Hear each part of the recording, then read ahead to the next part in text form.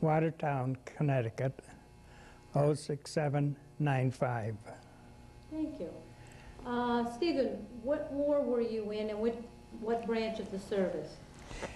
I was in World War II. The branch of the service was Army Air Corps. And what was your rank? My rank was Tech Sergeant. And where did you serve? Our missions, we flew out of England, Bury St. Edmunds. Stephen, I was with the go ahead. I was with the 94th Bomb Group, 331st Bomb Squadron of the 8th Air Force. Our aircraft was B-17s. We're going to talk about how you got in the service. Were you drafted or did you enlist? I enlisted. Right after Pearl Harbor, December the 7th, I was home. I was working in Cleveland, Ohio at the time, and I went to spend Christmas holidays with my folks in a little town outside of Scranton known as Stupak, PA. And while I was there, I took a visit to the draft board, and I asked them how soon I would be drafted, and they said probably within 2 or 3 months. So I said to myself, I will not be drafted. I said, I'm going down, and I enlisted. And I enlisted in the Army Air Corps on January the 7th, 1942. I left for basic training to Jefferson Barracks, Missouri, which was an old cavalry camp or post. And I guess it was appropriate. The only thing was they rode horses and we rode planes. Why did you join?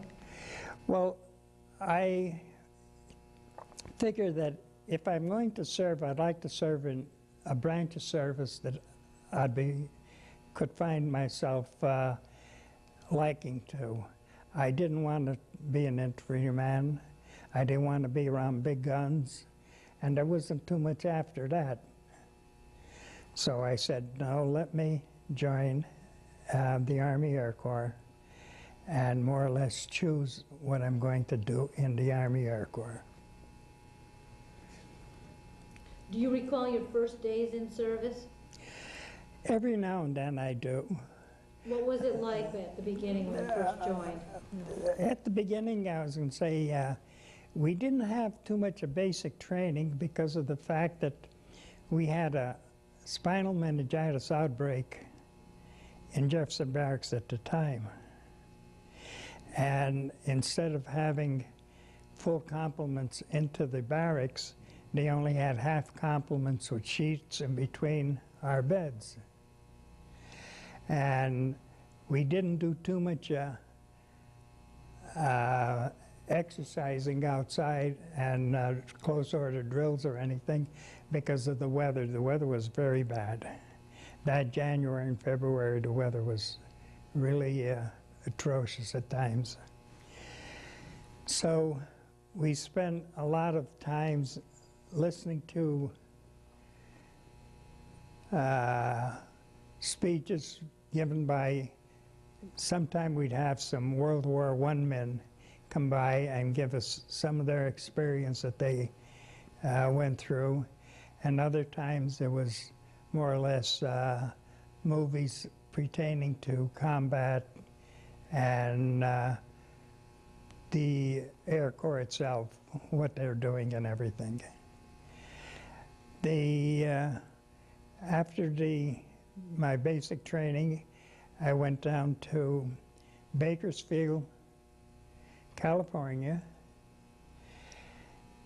and I had no mechanical training, but they did have on-the-job training. And being that I was the smallest guy, I always got pushed into the fuselage of the planes to check the tension on the cables always. That was the first job I learned, was to read the tension on the cables or the control cables that were in the aircraft. Do you remember how long your basic training was? My basic training was until, I think it ended up in February. Wait, well, January, February? Towards the end of February, yeah. Towards the end of February. And there, they was opening up Santa Ana Air Base. Santa Ana Air Base contained at times 50,000 men. And Where I was was Santa Ana Air Base? Was that in California. And I was going to say, overnight, 40,000 would disappear. I would say it was an area that the cadets, the Air Force or the Army Air Corps cadets would come in, and they would be classified whether they're going to be pilot, bombarders, or navigators. And as they were being classified, they'd be, as soon as they got their classification, they were shipped out to somewhere to do their training, to school and do their training. The thing that I got there was, I don't know how or what, but I was in the cadre that does not move, that were stationed on the field. So your job was right at Santa Ana As Air Force Base? Yes, and they made a mess sergeant out of me. I was in the Army only less than 6 months when I became buck sergeant. I was very fortunate. But what actually happened, I put in for gunnery school, and my first sergeant and I had a run-in, and he took my papers, my application for gunnery school, and he pigeonholed them. And they were pigeonholed for almost two years, and I was after him almost every week. Where's my orders? Where's my orders? And he said, oh, they're coming, they're coming. But he had them pigeonholed, and that was it. So anyway, he was transferred out of our area into another. I won't go into that. I'll say when I get off the mic, I'll probably talk to you about it. So he was transferred, and when I got the new sergeant, the first week that the new sergeant was in, our first sergeant, that is, I told him about it, and he finally found them, the papers, and he sent them in. And I then got transferred. I was sent out to Amarillo, Texas, as a student learning aircraft maintenance. Santa Ana, or wait, well, what did I didn't say Santa Ana, did I? No, it's Amarillo. Amarillo, Texas. Yeah, Amarillo, Texas. And how long were you in Amarillo, Texas for your training there? I'm not quite sure. It must have been somewhere around 6 months. Do you remember any of your instructors from Texas?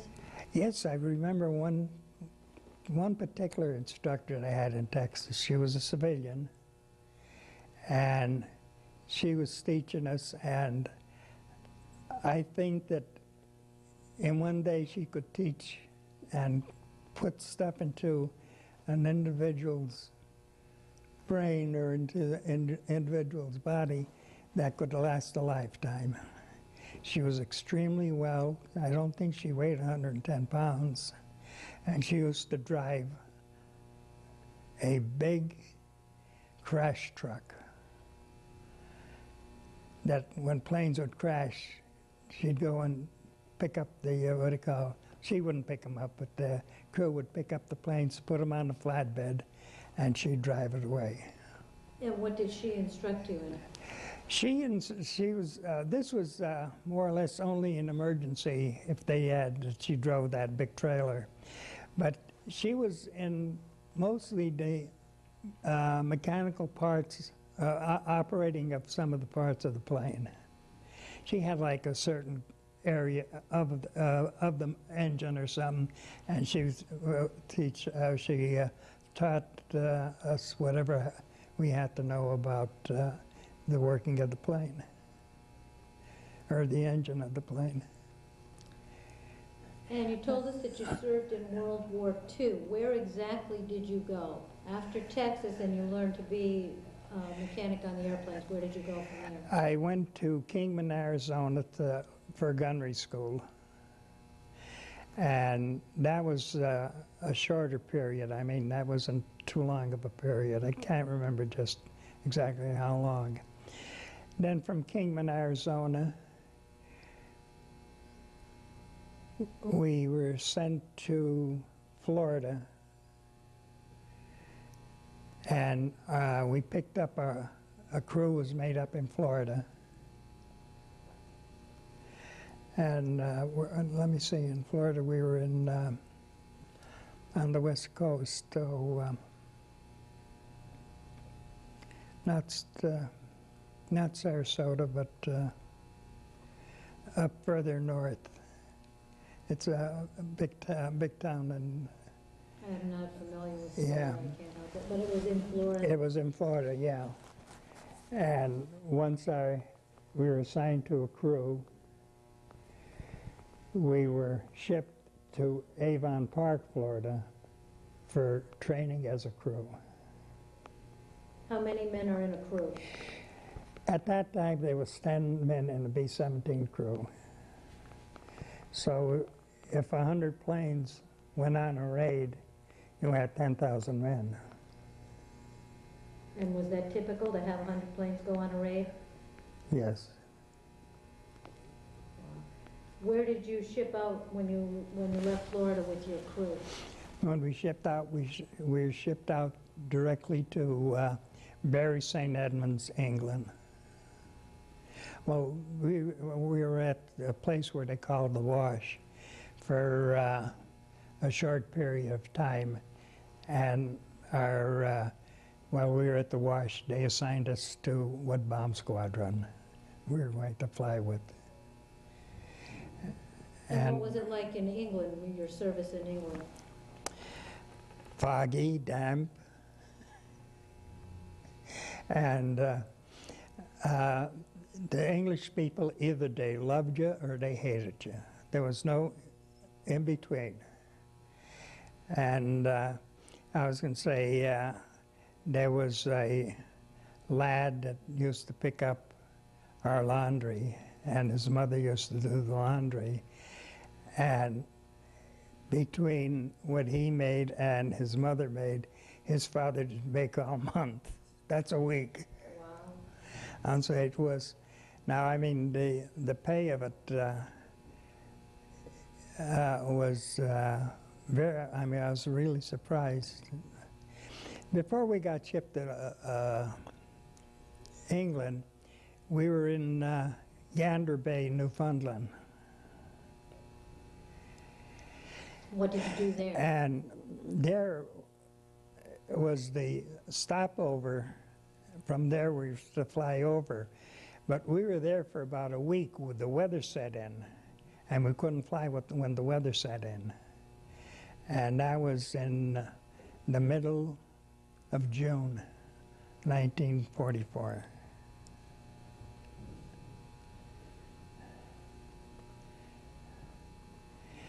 And we flew into, and I was so proud. I mean, we had a brand new plane. Just shine, I mean, the aluminum just shined like a new penny. And what happened when we got there, the plane didn't stay with us. It was sent somewhere else, and we had one of the former, what do you call, bombers that was being used. So you got your new shiny plane traded in for an old No, one? old What one. kind of planes were they? B-17s. Both of them? Both of them. Was that Yeah, the plane that was in use at that time? yeah. That was the only plane that the 8th Air Force. Well, they didn't. They had deliberators too, but most of those were, I think, flying out of North Africa. They weren't flying where most of the planes that were flying over Europe that were in England were all B-17s. How long were you stationed in England?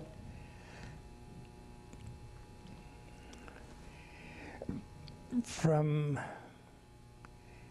around July the 4th or 5th, I'm not sure of the days, and until October the 7th, 1944, when we were shot down. We Did were you shot take down. on that? Yes. I had, that was our 17th mission, bombing mission over Germany. Most all our missions at the time when we were flying were all over Germany. So you would fly from England to Germany and then bomb, back. and then go Go home? home, go home. What was your specific job or assignment on the airplane? My specific job on the airplane was I had two responsibilities. I was known as a flight engineer, that if there was any trouble that could be fixed up in the air, it was up to me to fix up the trouble, such that if there was leaking oxygen lines or some electrical failure somewheres, that was up to me. And if it couldn't be fixed, such as the bomb bay doors or the landing gears, we had to bring them down by hand. Boy, that must have been stressful. Well, I mean, it was, and yet it wasn't. I mean, you know, I always looked at it, this is what's saving my life. So what's saving your life should never be stressful. It should be not a happy time, but a time that you're saying, hey, we're going to make it. So on our 17th mission, say the Germans were on one of their last hurrahs with their fighters, and we were to be on a milk run. A milk run was one that you'll have any aircraft, but you won't have it real heavy or anything else. And it was supposedly easier than normal run? Easier than normal run, yeah. And we were hit. The German fighters came in 10 abreast, and they just fired right into the group. How many were in the group? 13. Did you see it coming? Did you know you were going to be fighting? No, we didn't. We weren't expecting it at all. They just came down and they just swooped down. And do They you know had, where you were over Germany at the time? we were over, we were ready with our bomb run, getting ready to go on our bomb run when they hit us. Had you dropped your bombs yet? Not quite, but as soon as we got hit, we dropped them. Do you remember the date? Yeah, October the 7th, 1944. What happened after the Germans fired on you?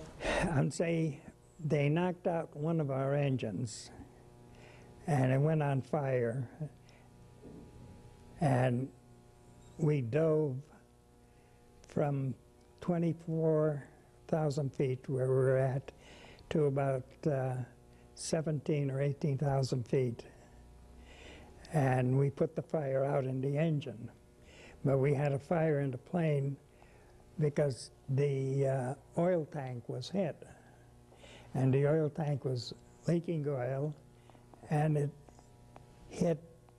was running on the supercharger, and the supercharger is run by the exhaust from the engine, so those are white hot.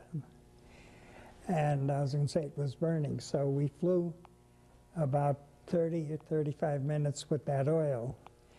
But we knew that if the oil tanks were hit, it's very possible that the gasoline tanks got hit. And we knew that they were self-sealing, and for 30 minutes, I mean, we'd be pretty safe from them. They wouldn't be leaking. So what we did, I was monitoring the fire, the color of it, and the smoke and everything else. And as soon as I seen there was changing, I called the pilot up, and I said to him, I think you have to give orders to bail out. So we bailed out. And there were 10 in your crew at that time? 9. The reason why... You bailed out? 9 of us bailed out, yeah. And what happened after that? Well, we were all hit the ground. I mean, people seen our plane that was on fire and everything else, and we were in an area where they were cutting wood for winter stoves, and we were landed in a big open field, and the guys that were cutting the wood were Germans, or they could have been forced labor, I don't know. And what happened was that they came running down, and when I seen that they were coming down, I didn't like it at all. So I noticed there was 2 soldiers down the field by themselves, so I ran down and gave myself up to them.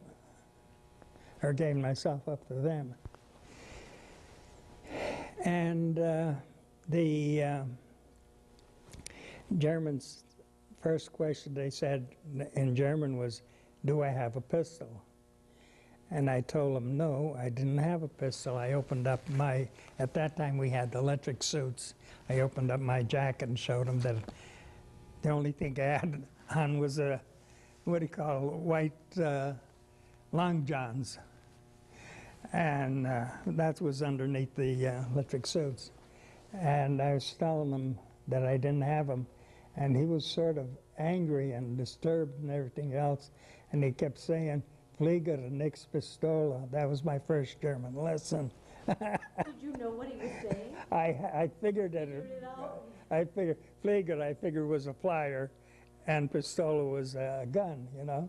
And I mentioned, and it was funny the way he was saying it, that I almost burst out laughing, but I didn't. So they took us into town. He drove into town. He had a staff car. They captured all 9 of you? They captured all 9 of us, yeah. Did any other planes go down? Yes. I would say that day, from what I understood, I'm not sure, but out of the 13 planes that we had, only 3 actually landed back at the air base. Although there was a couple that crash landed on England, on English shore at various places, but most of them was actually, I have to say, they were shot down, just like us. Although we flew for about 35 minutes. I mean, I don't know the exact time because I wasn't looking at my watch. So then they took you in a staff car to where? Into town, into a Luftwaffe, that's German Air Force headquarters.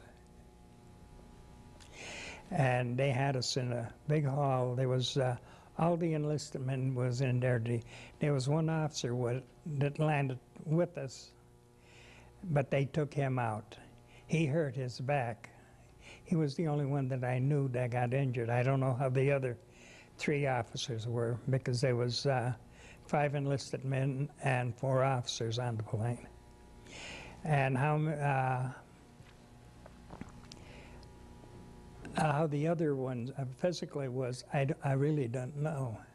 But then later on I found out after we got discharged that they were all right. That one was, and that officer that was on was the first time that he was on a bombing mission. See, what they did was the pilot and the radio man never flew their first mission with a crew. They, with their own crew. They always flew it with a crew that had previously bombed or anything else, so to get the feeling of what it's like. Because on a plane, the radio man and your pilot were very much depending on the rest of the crew, and the rest of the crew depended on them. So this way here, to give them the feeling of what it was like on a mission.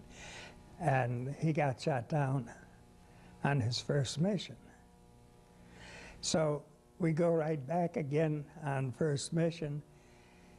Is our regular pilot that we trained with and spent several months together and everything else, he went on what was known, they called that the buddy ride at the time. He went on a buddy ride and he got shot down on his first mission, so we never flew with him. The pilot that we received was the co-pilot of the plane that our pilot was shot down on. And that pilot was, I mean, he didn't have a crew now because this crew was, went down. And the only thing I don't know is why our radio man was not on that mission. Our radio man was not on that mission. He would have been the 10th man? No, he'd been the 9th man, but he'd be, on that crew he'd be 10, because they'd have 2 radio men. But see, the pilot, he takes the co-pilot seat when he goes on a buddy ride. What happened after they captured you?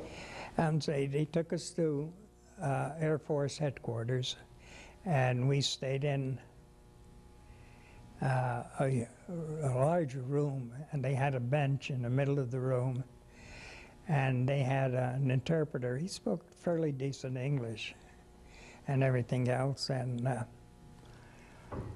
I'm lucky I never got shot, I'll be honest with you. I was in there, and the officer, German officer, noticed that one of the guys was smoking cigarettes. They didn't take our cigarettes or our matches or lighters away from us at all, which I couldn't understand how. But I figured that that would be the first thing that they'd confiscate.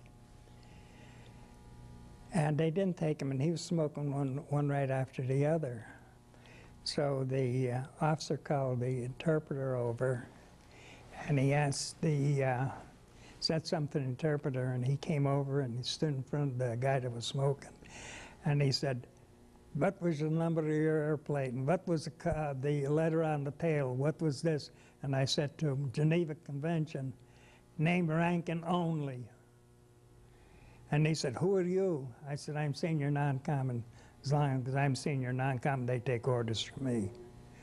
He said, "A German private will give you orders and you will like it." That was right from the beginning. Wow. So then later on he came over and he pulled me away from the guys, and there was a chair off on one side, and he made me sit, or he asked me to sit down in the chair. I sat down in the chair, and he said to me, "For you, the war is over," which is true. The war was over for me. But he said, when the war is over, when we don't fight or nothing anymore, what are you going to do? And I said to him, "I don't know what I'm going to do." He said, "You're going to fly, you're going to do this, going to do that." He was throwing different questions at me. And I was telling him, I don't know, I don't know, the war isn't over. You got to wait till the war's over and see what happens. And I said, from there we'll go over. So we were talking, so then he said to me, isn't it true you're not an airman, but a gangster from Chicago? Gangster from Chicago? Well, they had it. They used to put it. See, what happened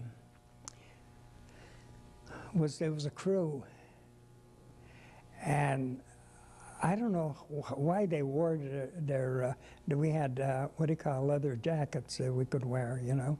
They had it, and the guy had one on, and he had Murder Incorporated, Chicago. Well, they knew about the gangsters in Chicago from the movies and everything, you know. So he said, you are a gangster from, what do you call, Chicago. I said, a gangster from Chicago? He said, yeah. The government pays the gangsters $1,000 for every mission they flew. I said, repeat what you said. And he said, the government pays the gangsters $1,000 for every mission they flew. I said, I just found out what I'm going to do when I retire. He said, yeah, what are you going to do? With all the missions that I have in, I got enough money to retire, and I'm going to retire. So, like I said, it was, you know, I wasn't paying no attention to what, but after a while when I started thinking, my God, there you stood up to him when you mentioned name, rank, and serial number. And I said, now you're with the gangster thing, you know? So nothing happened, but I think something did happen, because then that night they had to stay in that building. We didn't leave that building. The next morning, they rounded up the other officers and the crew. They had them all together. See, they knew that we had to be from that crew because we were not picked up in the bomb area like where some of the planes we were away from everything else. So one plane come here, they couldn't have 3 or 4 planes around at the time with different men in, so they knew they were all from the one crew. So they had us in there, but they had 14 guards guarding us. They had a ring of guards with their, what do you call it, submachine guns ready for firing. They were all loaded and everything, ready to fire. They were to protect us from the people. Because the people, if they got an airman, the first thing they'd do, they'd hang him up. If he had his parachute, they'd hang him up with his parachute, from his parachute. And until he didn't die or anything else showed that life was out of him, they used to beat the hell out of him. So that's why I said that they were to protect us. And it was like a litany. As we were walking down, first we had to walk for about a half a mile. And then after that, there was a truck that picked us up, put us up in the truck. And they moved us away. But as we were walking down the street, the only thing I heard was, you son of a bitch and bastard, American terror flag, American terror flag, you son of a bitch and bastard. I mean, it was like a litany. It was just over and over and over again. So, you know, at the beginning, sometime it was fun to listen to them. But secondly, why, it wasn't quite that much fun. So I was pulled out of the rank with all our gangs that we had in there. And I was taken away, and I was put into solitary confinement. I don't know why or what for. And this was at an airfield. And I was in there for, I think, about 10 days. And how did you get through that? Well, I'll tell you how I got through it. I was in, say, I didn't spend the whole 10 days in the basement itself. Then they moved me into, it must have been sort of a jail or something for prisoners or something that there was, because they were in one room. They had a window in there, and there was a door. And I don't know how high the ceiling was, because I had nothing to judge it by or anything else. But it went straight up, and there was a light on 24 hours a day and 7 days at night. All day and all night the light was on. And at night, in order to black out, they had a hood that they put over the window that sealed all the light and everything else, that the light couldn't come out. Or give away that there was a light on in the building. And I'd say I couldn't use the bathroom. They wouldn't let me use the bathroom or anything else. What I had was a regular chamber pot. And I mean, I had to do everything in the chamber pot, and I had a box, something maybe like about the size of this, maybe a little bit, no, it was a little bit longer.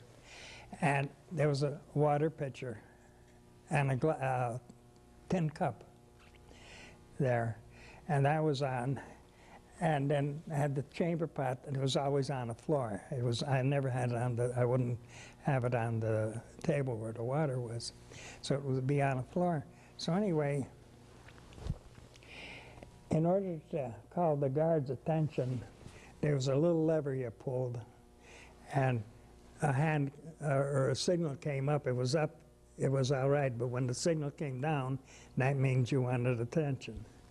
So I'd pull it. So after about the second or third day, I said, I got to do something to pass some of the time away. So I did. So what I did was I took the water pitcher that I had and poured it in the chamber pot.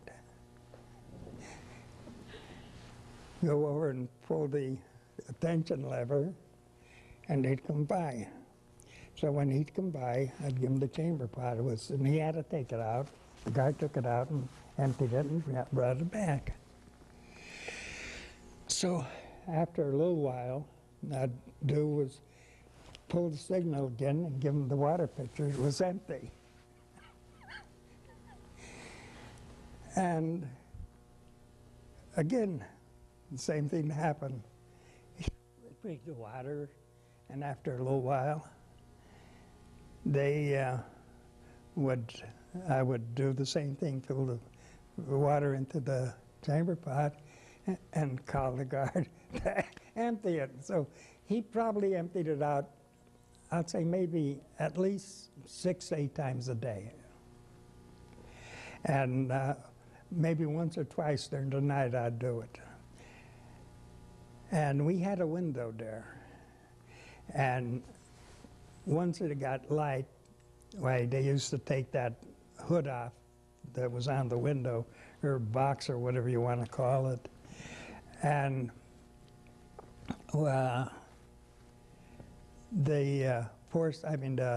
some of the forced labor there, they're working on the farms, they're getting ready to put their root vegetables in the ground.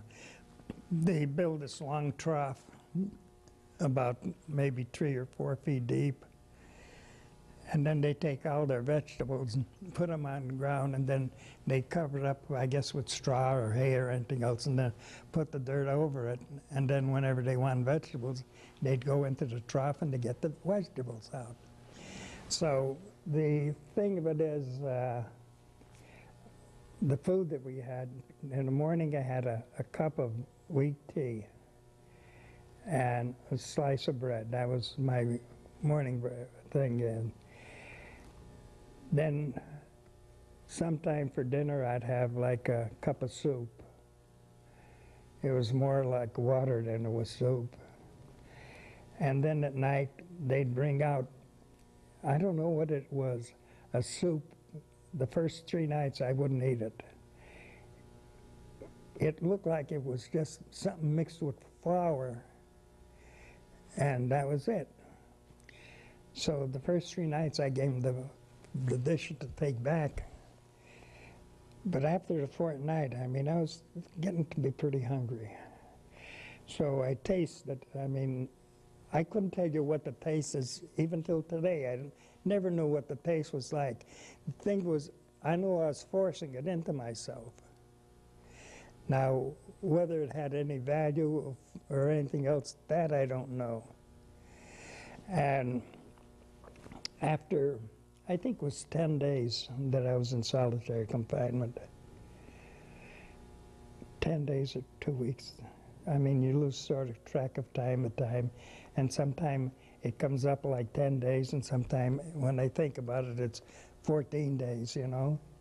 So anyway, the guard came in that day, and he brought me a towel about 2 foot wide and about maybe 10 inches, long and about 10 inches wide. And I said, oh, good, I'm going to get the chance to wash up. And he brought me a razor, a double-edged razor blade, razor. So he went in, then he went down and took me to the shower room. And he told me to shower up, you know, and everything else. So I showered up. But the only thing is, after I wiped my face, there was no more towel because I was soaking wet. I mean, so actually I did use the towel and try to absorb or pick up most of the water that I had on my body. Then now the same thing happened with the razor. I had no soap, no nothing. Even to shower, I didn't have no soap. Soap was a premium in Germany. I mean, for soap, you could name your own price, whatever you wanted. And I was going to say, I shaved myself. And I could remember, I mean, after I finished, I mean, I looked and it seemed like there was enough of stubble there that I could shave again. So anyway, they took me down and took me into this interrogation room. And there was a German major there. He spoke very good English. And I looked for my dog tags and I couldn't find them. I wanted to bring them down. And on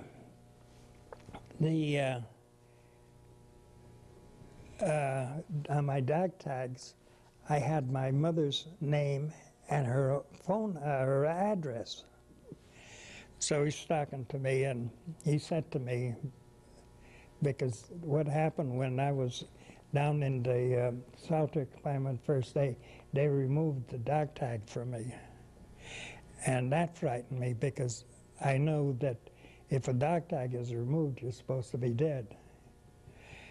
And that, like I said, but then again I said, hey, what's going to happen is going to happen, and that's it. So anyway, he said to me, he said, you know, he said,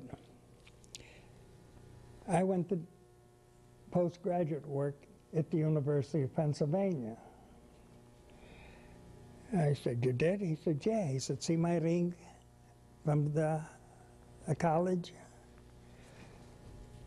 And I said, you stole it from to myself, you know? I wouldn't say it out loud. I'd hang if I did. So anyway, I thought to myself and everything else.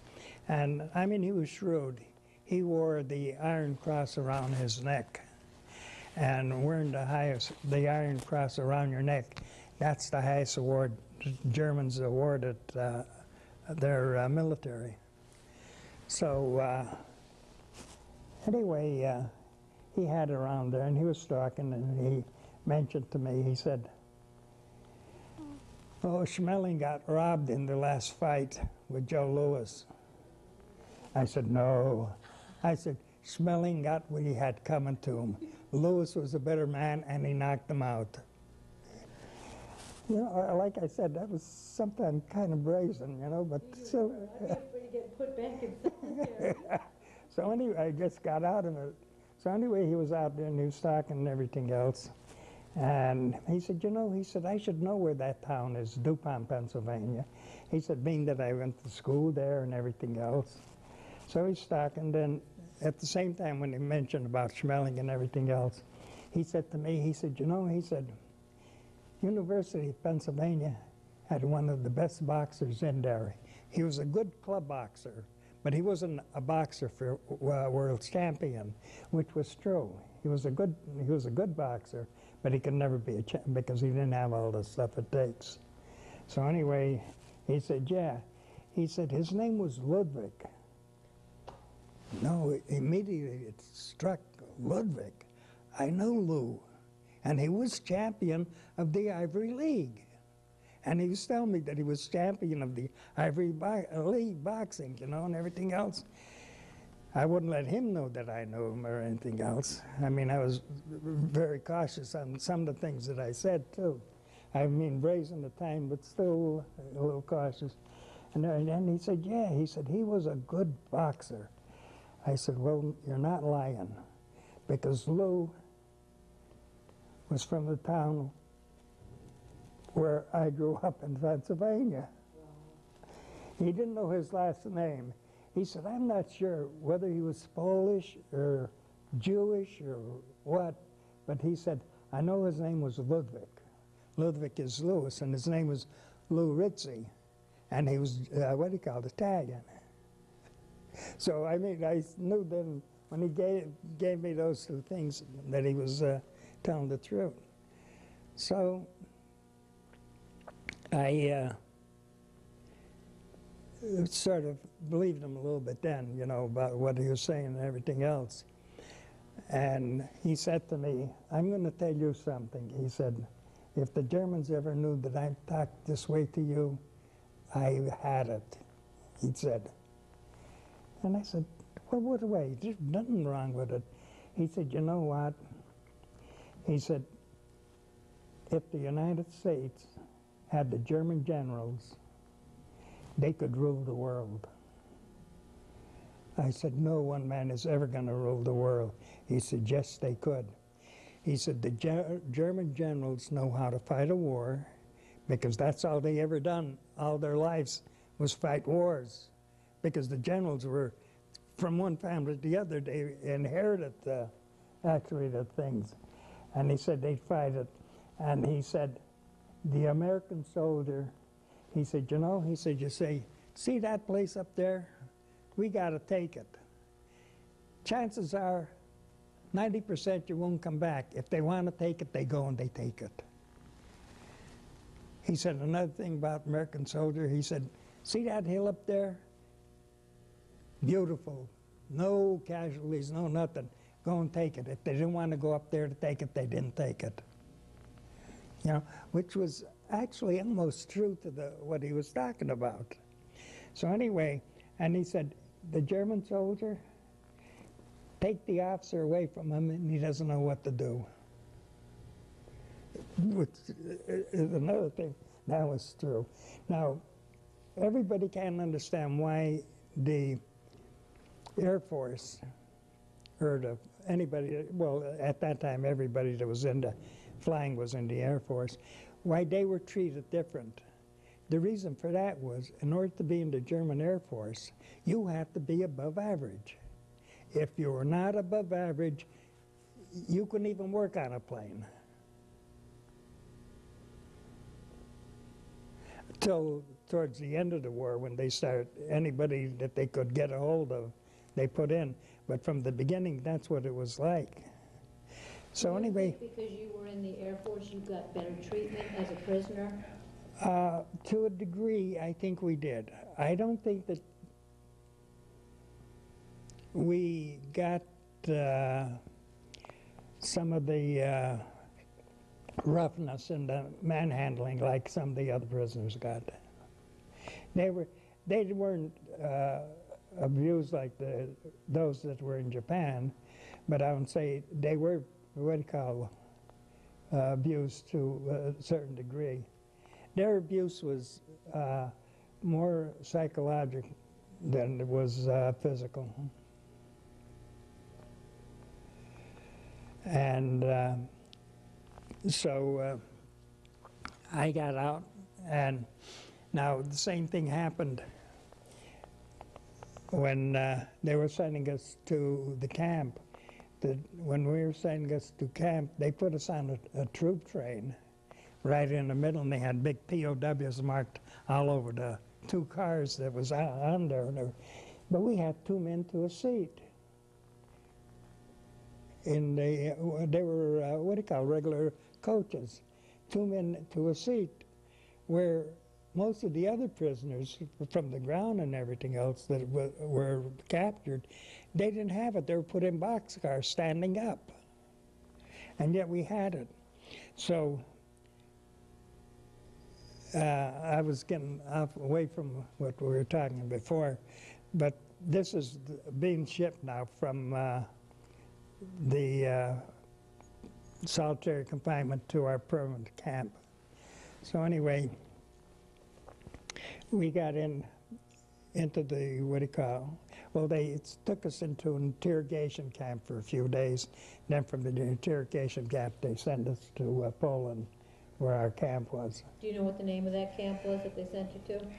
Well, I mean, the name was Stalag Luft 4. Oh, they went by numbers. Yeah, that was, but it was in Gross-Dachau in Poland. See, I mean, Gross-Dachau, there was a Polish name to it. I can't think of the name now. There was but when the Germans overran Poland, they named it German. They gave it a German name, Gross-Dachau.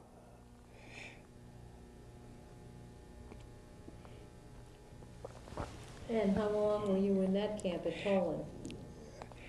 Oh, I got there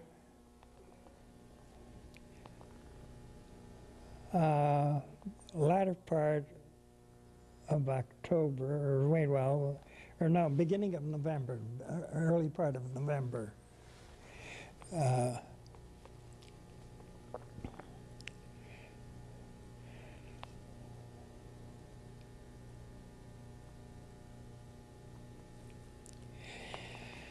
And the thing was, when we were on the train, we were in a marshalling yards this night, and there was a guard, and they gave us a Red Cross parcel. There was food in there, some food in the parcel. All of it wasn't there. But there was a bar of soap in there, Ivory soap. I'll remember that always. And I seen the guard, he was walking up and down, and the guy that was sitting, I didn't know who he was, because that's the first time I seen him, because as we were in there, there was a guard, and as we were coming in, he just put you in the seat, and you didn't change or anything. You stayed in the seat. And I said, he can be bribed. And the guy was at me, no, he's German, you can't bribe a German. I said, I bet I can bribe him. So he went down, and next time he came up, I had the bar soap, put it upon my hand, and put it on the side, but nobody could see it. But if he looked down, he could see the soap. And he passed real fast the first time. So the second time he came by, I had the soap. He wasn't quite as fast at moving.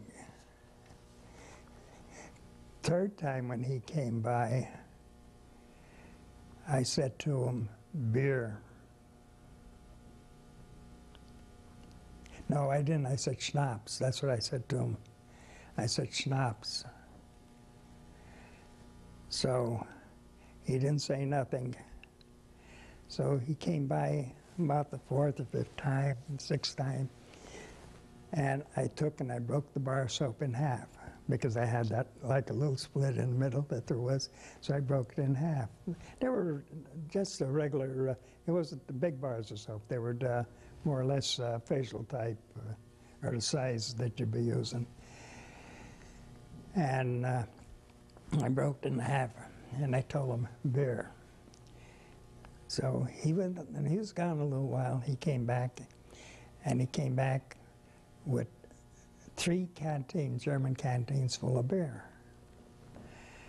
So I gave him 1 bar, half the bar, you know. And he wanted, I said, no, more beer, more schnapps. And when the cans were empty, we gave them back to him and he took them out. And all the guys, they seen we were getting beer. None of them, because I said, anybody want to drink a beer after he was gone, you know, anybody want? Nobody would drink the beer. I was surprised. They were afraid. And I was going to say, I wasn't. I said, I'm going to have beer. I tasted it. It was nice, cold, and everything else. So he came back, and for that bar of soap, when I bribed the guard, we got 9 quarts of beer, the canteens of beer, and then they have their cups that they use for dish and everything else, that there was soup, coffee, and everything else. They had these big canteen cups that had to hold at least a quart of what they call liquid. We had about 8 of those. But when he wanted the beer, the other half, I said, no, more beer, more, and he kept bringing more beer. Did the other Because guys finally drink it too? Nobody. I think there was 2 that had some beer. But myself and the other guy, we got loaded. I'm going to be honest with you. we were happy, 2 happy guys that were there. And anyway, getting back, that was so. Then finally, I said, oh, we'll give him the soap. So I gave it to him. Now, God knows what he got on the outside for those 2.5 bars of soap. Yeah. So we got into camp. We were in marshalling yards that night. We stayed in the marshalling yards is where the freight trains get assigned to areas and everything else. And we were in, and the British came over and they bombed. We weren't hit. We were very fortunate. We weren't hit at all. Our plane, the track that we were on for some reason was sort of looked like it was safe. I don't know why, but anyway, it was. So I guess it wouldn't matter much then. And I mean, we were too happy to notice what was going on. So we left the morning and we got into, I guess it was about a day or 2 days before we got into Gros de Chaux in our camp. We got into our camp, then we got into, we were assigned. And the guy's picture I had and I, we were fortunate. We were together. Is that the same guy that was on the train with you? He was on the train, but not in our car. He was in another car. What was his name? Sacco, John Sacco, S-T-A-C-C-O. And I was to say he was the armament man on the plane. And I was going to say we were together, and then when we got assigned to a barracks, we both assigned to the same barracks, which was real good. Because, I mean, we were put in, we had a lot of English airmen. Matter of fact, all the English airmen that we had in there, most of them were prisoners at least 3 to 4 years. They were right from the beginning of the war that they were captured. And we had one guy in there, the first prisoner that was taken in war was the day that England declared war on Germany. He was on a weather mission over the North Sea. And he said he was just flying. He said he didn't even know that England declared war or anything. He said, I was flying over the North Sea. And he said, what happened? He said, all of a sudden I see all these shells exploding. And he said, one finally hit the plane and then knocked them down in, what do you call it, North Sea. So they went over and they picked them up. And he said, I got aboard the, what do you call, vessel to pick me up, and I started screaming, anybody here speak English? And one said, yes. He said, what's the meaning of this and everything else, hitting, shooting down and everything else? And the guy said, we're at war. England declared war on us. That stopped it right there, because he knew, you know, what it was. And he was taken, he was the first prisoner taken for the war from England. And he was in there. He had a daughter that was almost 4 years old that he never seen. And I know, I used to talk with him for a while, and he said to me one time, Steve, he said, when I get out of here, how am I supposed to approach my daughter? I said, that nobody can answer but yourself. I said, you're going to have to figure out a way. She never seen me as, when she was a baby, I never seen her as a baby or anything else. She's 4 years old now. She was born before he was shot down. And he was shot down first, but he was supposed to have a leave after he had that weather mission. But the leave never came because, I mean, he was shot there. So the thing of it was, and I mean, I was to say, how can you answer a man when he asks a question, something like that? How am I going to approach her? What will I say to her? Or will she accept me? Will she want me and everything, you know? And those are questions that I guess anybody that is in that position would ask. I think we asked it ourselves into a certain thing. When we come home, I mean, when we're saying prisoners, is that going to have an effect on our family? Is it going to have an effect on us? We ask the same questions. And yet, there, like I said, there was no answer. I know that I always said to myself that 99% of the people are going to be very glad to see us home, regardless of what our conditions are or what we may be suffering from, or, but that they'll be glad just that we're here to see them. So then, like I said, we got into camp, and I'd say our food, our rationings weren't much. They were a little bit better. I'd say our daily ration was, we used to get Red Cross parcels, and the Red Cross parcels had powdered milk and instant coffee in it. So we'd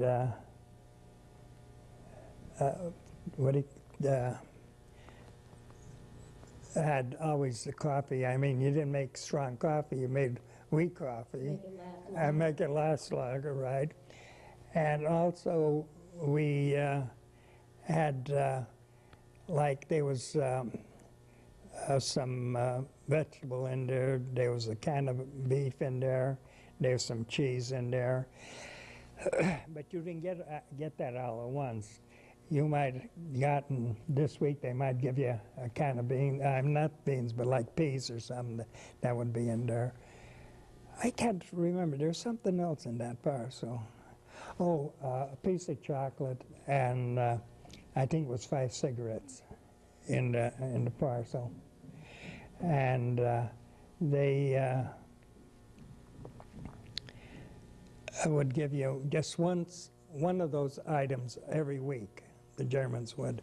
So we had hot water every morning, so we had made our own coffee and used a little as much. Oh, there was also a can of margarine in there. There was a can of margarine in there. But the margarine was used for a more delicate purpose. Not, I didn't say everybody used them, but it was being used, was those that were digging tunnels, the margarine was a candle. Oh, gee. So they'd take a piece of, they always managed to get something when they wanted to. We always did. And I was going to say, they used to take and use it as a wick, like heavy shoelaces or something that they'd want or something, and they'd like braid them or something else and then use that as a wick. And What were they digging tunnels for, to escape? Escape. Were you involved in any of that? No, I wasn't. Did No. anybody ever escape while you were there? There was an escape, but somebody squealed on them, and as they were coming out of the ground, Germans were waiting for them, and immediately shut their mouth up, cuffed their mouths so they couldn't scream or holler or anything else, and they were carried off immediately. And what happened was, when they did escape, all those that escaped were supposed to escape. They all got out, but they were all captured right then and there. And the Germans cremated their body, and they brought them back into camp in a big box, and they said, "Here's your prisoners." But there was attempts for escaping and everything else. What was your day-to-day life like in the camp? Did you have a job or duties that you had to do? Yeah, well, they allowed us during the daytime, we were allowed to walk around camp. They had a soccer ball that they used to, it wasn't that they played soccer, but they used to kick around. And then they had a guy that was a good musician, and he had a choir that they used to practice like during the day. And I had a job. I wasn't in barracks a week, and we had our barracks was almost all English. And the room we were in, there was only 3 of us. John and I were the first 2 Americans to come in there. Then we got another American later on into the what do you call the room.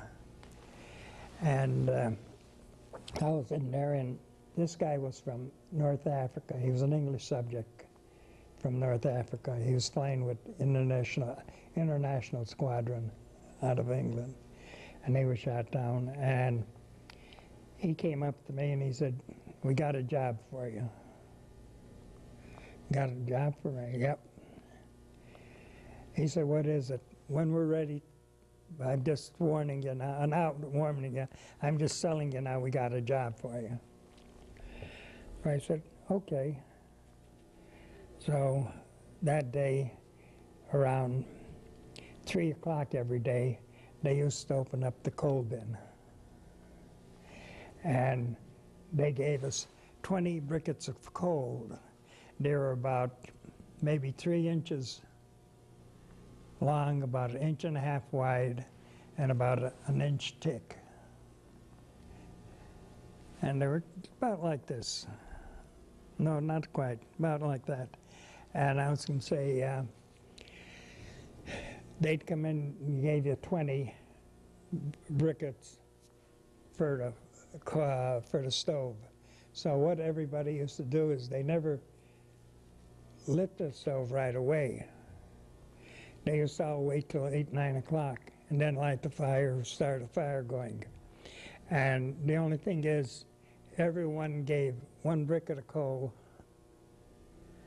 to what we used to call the fireman watch, that the guy would watch, see that, what do you call it, no building is burning or nobody's out of hand or anything else in there. And he was like a guard, and they used to rotate. We had 12 rooms in a barrack. 10 were for sleeping quarters. 1 was like a washroom. You couldn't wash in it during the daytime. And 1 was a bathroom, and you couldn't use that in the daytime. You had to use the outside latrine and outside washroom. So I was going to say, in the washroom, there was a stove in there, and what they'd do is they'd light up the stove and keep the guy warm, because once your 20 briquettes were gone, which was probably 2 hours of burning time, maybe 2.5. And I was going to say, to keep him warm, I mean, you had to have a little more briquettes and everything else. And they used to rotate around the guys that would more or less fire watch. Or some used to call them firemen, some used to call them fire watch. It all depends where you were from. I was going to say England was fire watch. Some of the other countries that we had, like Australia, New Zealand, that boys were in our room, were what do you call firemen. And we had a lot, like I say, our barracks had a lot of international, they're all English subjects, with the exception of the group that we had in from Czechoslovakia. We had 4 from Czechoslovakia in there that flew out of Czechoslovakia when. Did they speak any English? Oh yeah, very good English. Yeah, they were. All of them were educated, real educated. I mean, one was a aircraft designer and engineer that was in there. One was a concert a trumpet player. One was, his father owned a mattress in Czechoslovakia, mattress cupper. I'm trying to think what the 4th one was. Well, it's immature what he was. Right. Yeah. So what was your job? What did it So my job was, like I said, they opened up the coal bin, and he came over to me and he said, "Here's a cigarette." And he said, "You wait. I got a box for you." He said, "You wait till everybody gets their coal, then you go up and see Ludwig." His name was Ludwig, too. So anyway, he said, "You go up and see Ludwig." And the guy that sent me, his name was Ludwig, too. So Ludwig was there was quite a few. Because so what do you see Ludwig for? Well, I'll tell you what it was. So he said, "You'll go up, you don't say nothing to him or anything else. You put the cigarette in his pocket. And if he says anything," he said, "tell him Ludwig send me." So I put it in there, and he said, "Nichts verraten, verbannen." You know, it's not, they can't do it. It's forbidden for them to do that. And I said, "Ludwig." As soon as I said Ludwig, for some reason, the thing stopped. So instead of getting 20 bricks of coal, I used to get 20 extra bricks of coal. But I think, to a degree, I think that a lot of the thing of it is, they had a good spy network in the compound, very, very, not in the compound, throughout the whole camp. And I was going to say, they had an escape, a big escape at one time. And what they did was they bribed a German guard to bring in guard uniforms. And they dressed them up. And when the International Red Cross and the Geneva, bunch from Geneva, committee came in, what they did was they waited. And they got them all into barracks as closest to the gate that it was possible. And once the guards came out, and the guards were going to change, and everything else, some of them left their posts now, and the new guards came in. These guys mixed in with the German, with the International Red Cross and the Geneva boys. And not right in with them, but close enough to them as if they were part of the, group that's visiting, you know. So they had them, and I was going to say, they got away with that. Now, how they got out, they must have had some way to get a staff car or anything else to drive them away. Because the road from camp to like downtown was about 3 miles. And they had, I could tell you another story about trying to escape. Do you want any water, Steve? No, what I'm going to do is I want to go to the bathroom. Is there a bathroom? Yeah, let me turn this off. I had it off, and now it's on, back on. Did I have it?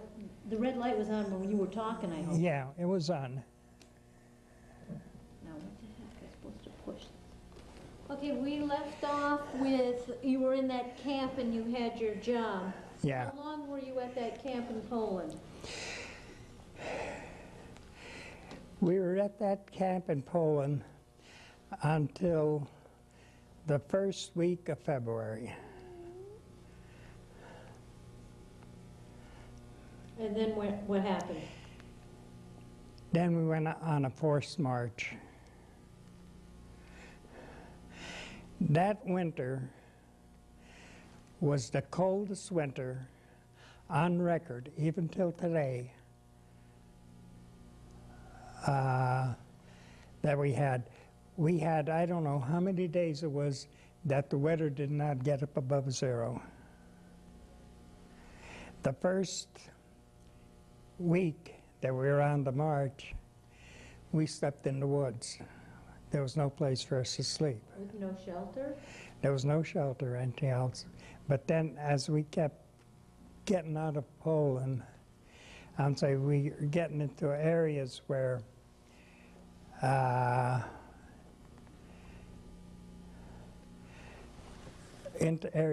was shelter and things of that sort, you know. And most of them were state farms where they had big buildings and everything else in there. And on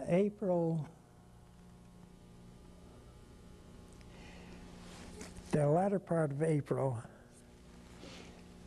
while we were sleeping in one of the barns, the British bombers came over and dropped rockets where we were sleeping. I don't blame the British, none whatsoever. I don't hold it against them. And say because of the fact there was 2 roads running parallel, and we know that there was British plane spotting, and they spotted where the Allies was, where the American soldiers were POWs. Why, I mean, they were all waving and everything else, and I'm sure that the Germans were doing that. But what happened was that night, the Germans took where the POWs were and transferred where the, army was. And after, when the British came down, why they bombed the area, they didn't know it, no more than anything else. There was 250 of us sleeping in the barn, and casualties was, I think there was less than 20 that was killed. But there was about 12 or 14 of us that got hit with shrapnel. Did you get hit And with I shrapnel? got hit with shrapnel. Yeah. I got hit, we were laying down at the time, and one of the rockets exploded outside the building where I was sleeping, and I got hit with shrapnel in my head. And it was one of the guys that I knew quite well that was sleeping at my feet. He got hit with a big piece of shrapnel. He died. And there was one time in my life that I wanted to kill a man. And the man that I wanted to kill was a French POW doctor. They had us, we weren't far from a POW hospital at the time. I know it was a very, very short ride. And they took us to the POW hospital that there was. And my buddy had a shrapnel in his stomach. And how he lived as long as he did is beyond me. So when we got in there, I went over and I seen the doctor, and I said to him, "Doctor," I said, "that man's gonna die. I know you have morphine. Make his last hours, what do you call, happy, so he wouldn't have to feel the pain and everything else." And he took his foot, and he was laying on a stretcher, pushed the stretcher down the aisle. And he said, "He's gonna die. Why waste morphine on him?" I grabbed the doctor by the throat, and I was gonna rip his throat right off, right, and everything else. And the guy jumped in between us, and they said, "Don't do it. You don't want to get charged with murder." They mentioned it immediately. And he ran out of the building. And every time I came into the building, he'd run out the back door. He was afraid. He never worked on me or anything else. And after a few days, I was laying in bed, and I couldn't move or anything else. And one of the British corpsmen that never came into that building, because he put me into a building that everybody was able to do everything for themselves. That they didn't need any corpsmen, nobody else to look in on them. And he never did. And this day he came into the building, he don't know why, and I was laying in bed and I couldn't move or anything else. He said, "What's the matter with you?" I said, "I can't move." "What do you mean you can't move? You're not supposed to be in here." I said, "Well, I am in here, but," I said, "I can't move." I said, he said, "What's wrong?" I said, "I hit with shrapnel here." Look, and I had this big lump back of my neck that I couldn't move my head or anything else. And he said, "What the hell happened here?" I said, "I got hit with shrapnel." And I said, "The doctor didn't do anything about it." He said, "He didn't?" He said, "No." So he went out and he got an ointment that actually it looked like tar, almost like tar it was. And he put that ointment on, and he stayed, like in the afternoon, most of the time in the room with me. It was open barracks. I mean, there was no rooms or anything else, but in the area where I was laying down, and that thing burst. When that thing burst, and the garbage that came out of there was unbelievable. And within a half hour after that cleared up, I mean, that felt like if that never happened. Wow. But it was something to draw it out, yeah. But it was, and he took care of me after. He did a pretty good job, and he'd come over and clean it out and everything else, and seeing whether anything was coming out, if we got everything out or what. So, I mean, I always said that he probably saved my life, that British corpsman.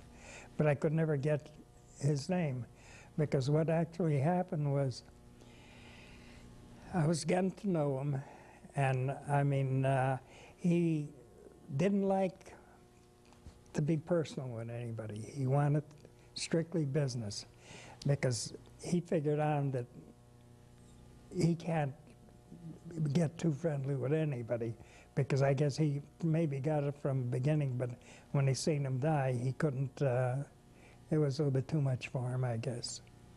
So anyway, like I said, I never got his name, because then, I don't know how long I was in the hospital,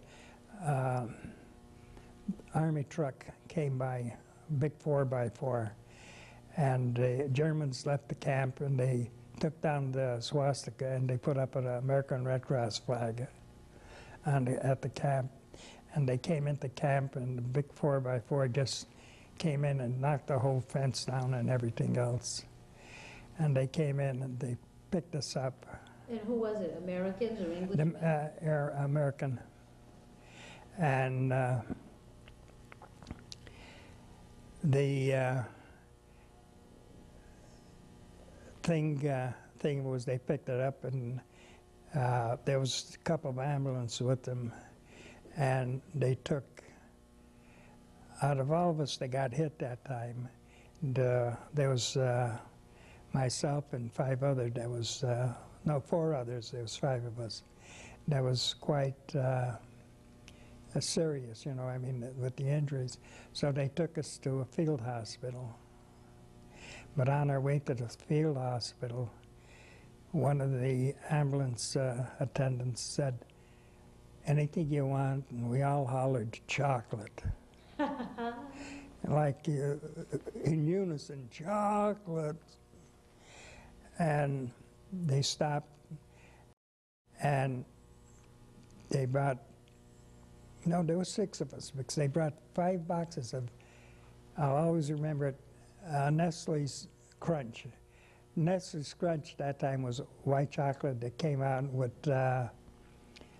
some kind of a powder, puff rice or something in the candy. And they brought it out. And within a half hour, there wasn't a bar of candy left. We ate. I got sick. I mean, I was deadly sick from it, because I mean, my stomach and everything else. And I was going to say, but I said, regardless of how sick I am, it's still a good feeling.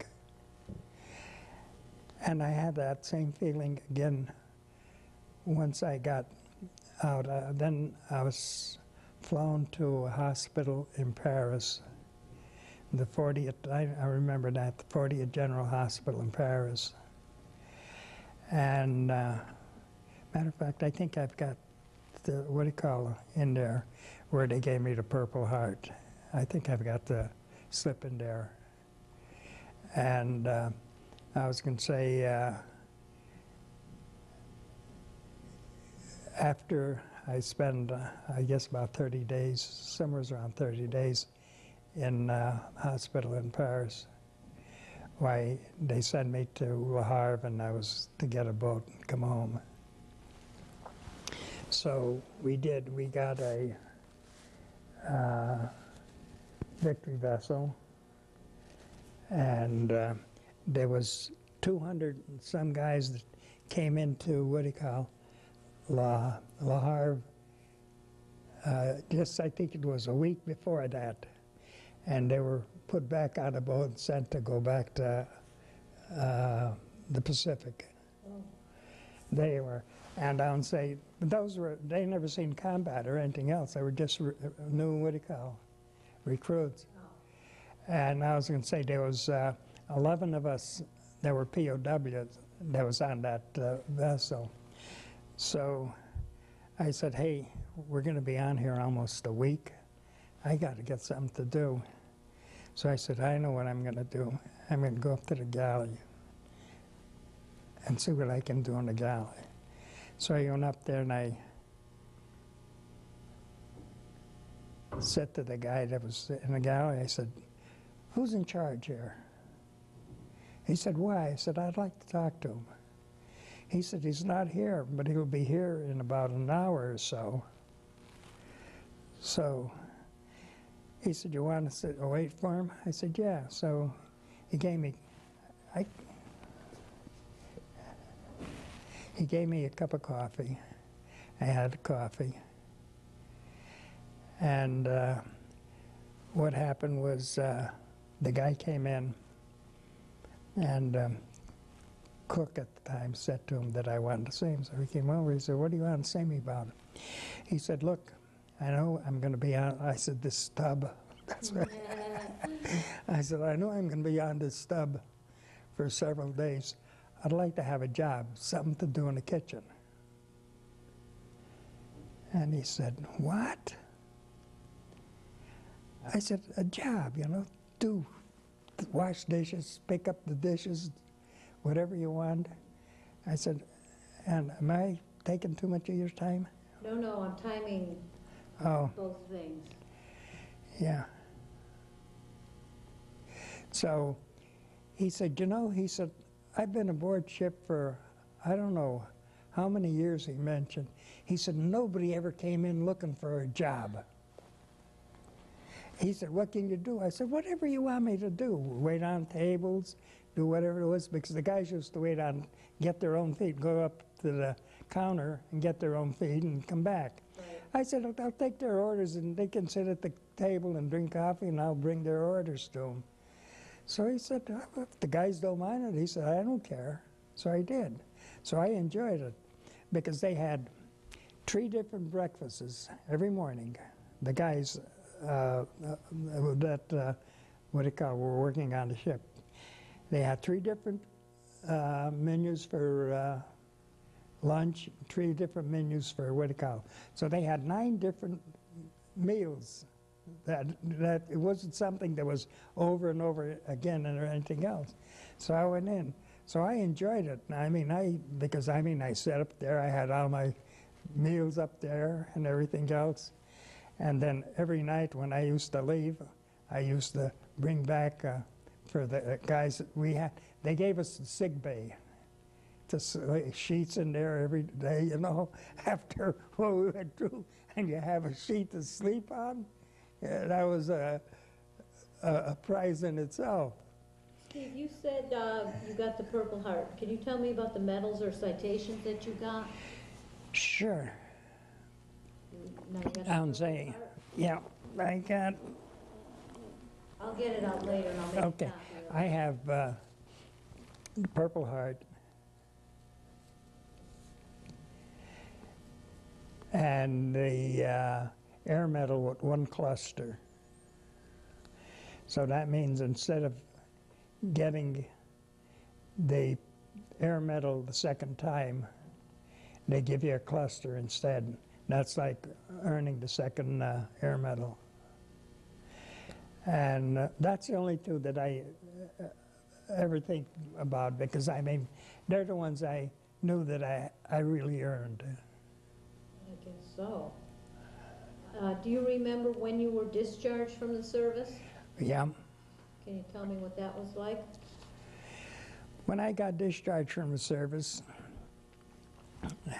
I can tell you what it was like. I was in Atlantic City, New Jersey.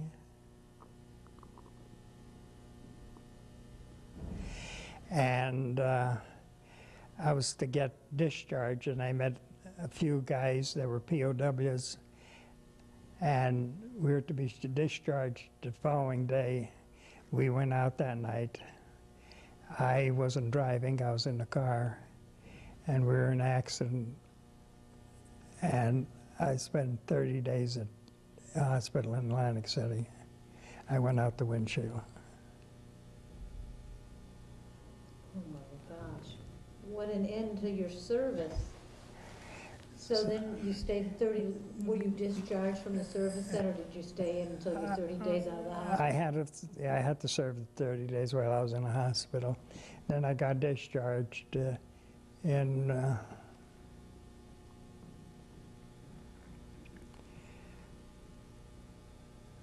I think July, August, October the 7th, I think it was, when I got discharged. What year? 1945. And after your discharge, where did you go? Did you go back home? I went back home to my mother's. Then I went back to my job that I had in Ohio. And what was your job? I was working for Willard Batter Company. And after your years in the service, did you go back to school, or what did you do for a career? No, I didn't. I didn't go back. I always said that I'm very sorry that I didn't go back. I always said regret it, and I blame nobody but myself. I don't blame no one else but myself. What did you do for a career? And I was going to say, I left the job that I was in Cleveland, and I came into Connecticut. My first wife had an aunt that lived here, and we came to visit them, and I never left. Where did you live in Connecticut? Mostly in Waterbury area. I live in Watertown now, but I was in Waterbury. And I was going to say, I went to work for Timex, and I stayed at Timex for 34 years. And do you have children? No children. I have a stepson, but no children. Did you continue any of the relationships that you made while you were in the Air Corps? No, not really. I mean, I drop them cards now and then, but any real relationship I haven't recorded, none. Do you attend any reunions? I do attend, not with the Air Force, but I attend, I'm very active in the Disabled American Veterans. That was my next question. Yeah.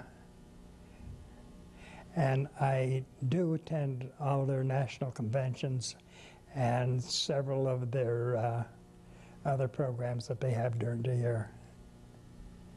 Did your military experience influence your thinking about war or military in general?